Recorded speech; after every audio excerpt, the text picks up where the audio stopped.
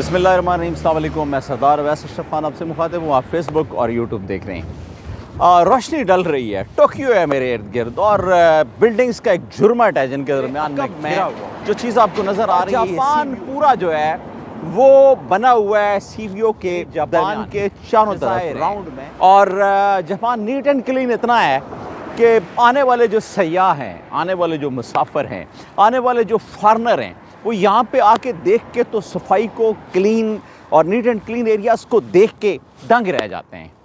अब हम देख रहे हैं, हम ढूंढ रहे हैं, हमें मिल नहीं रहा कोई ऐसी जगह कि हम किसी जगह पे फेंक सकें कोई चीज़ खा के जो वेस्टेज। क्या कि हमने वो बैग में ले ली है, बैग में इसलिए रख ली है कि हम अगर किसी जगह पे फेंकेंगे तो बुरा लगेगा।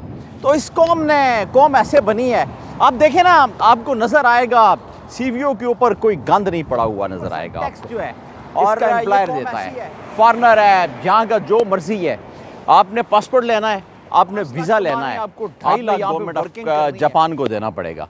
गवर्नमेंट ऑफ जापान अपने शहरियों पे ये पैसा इन्वेस्ट करती है और फिर इसी तरह के रोड्स बनाती है, इसी तरह का एनवायरनमेंट बनाती है। एजुकेशन, हेल्थ, हर चीज़ के नाम के ऊपर जो आपसे पैसे लिए जाते हैं, के ऊपर, आपकी एजुकेशन के ऊपर और दीगर चीज़ों के ऊपर आपको खर्च किए जाते हैं।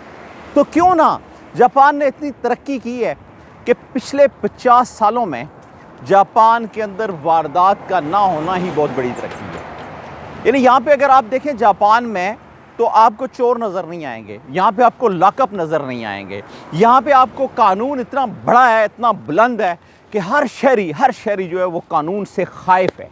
उसे पता है कि अगर मैंने जुर्म करना है तो मैं उस जुर्म में पकड़ा जाऊँगा।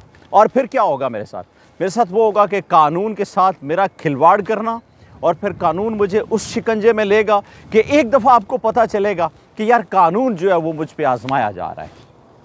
और कानून की पकड़ बड़ी सख्त है यहाँ पे। और अगर आप देखें तो जापान के अंदर ट्रांसपोर्ट का निज़ाम, जापान के अंदर तालीम का निज़ाम और जापान के अंदर ईच एंड एवरीथिंग, आप जिस तरफ जाएंगे आपको तरक्की ही तरक्की मिलेगी, आपको खूबसूरती ही खूबसूरती मिलेगी। जापानी काम ऐसा करते हैं कि रोड हूँ, घर हूँ, दफातर हूँ, बसेज़ हूँ, होटल्स हूँ, शॉप्स हूँ, मार्केट्स हूँ, प्लाजे हूँ, मॉल्स हूँ, जहाँ पे भी आप जाएंगे आपको नीट एंड क्लीन सफाई हर तरफ नीट। उसकी वजह यह है कि हर शख्स ने अपने साथ एक अहद कर रखा है, हर शख्स ने अपने साथ एक अहद कर रखा है कि उसने अपने मुल्क के साथ वफादारी करनी है।